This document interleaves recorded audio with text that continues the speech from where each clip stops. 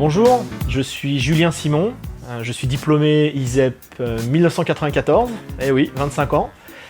Et je suis ravi de revenir à l'ISEP aujourd'hui, c'est en fait la première fois que je reviens depuis 25 ans. Un métier qui m'a marqué, alors c'est pas facile de choisir, parce que j'ai effectivement, je travaille depuis 25 ans. J'ai fait beaucoup de boîtes, j'ai changé souvent, c'est un conseil que je peux vous donner aussi. Changez souvent, n'hésitez pas à changer quand ça vous plaît pas, ou quand vous avez envie d'apprendre de nouvelles choses, n'hésitez pas à changer. Prenez des risques. Je referme la parenthèse. Je vais choisir mon expérience chez Criteo. Criteo, c'est une boîte dont vous avez peut-être entendu parler. Je les ai rejoints en 2010. Et c'est une boîte qui travaille dans le secteur de la pub en ligne. Alors dit comme ça fait pas rêver et ça ne m'avait pas fait rêver à l'époque.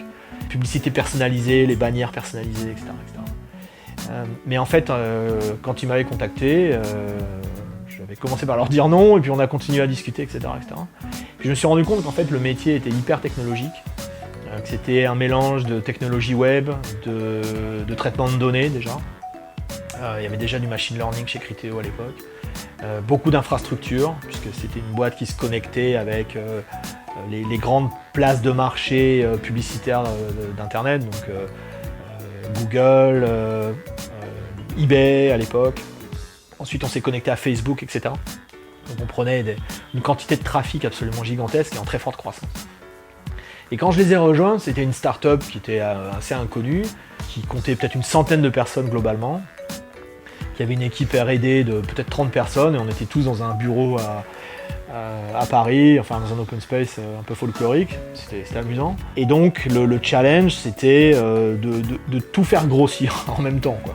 De recruter des gens, de faire grossir les équipes, de faire grossir la plateforme, de réarchitecturer la plateforme pour qu'elle puisse encaisser le trafic envoyé par Google et consorts.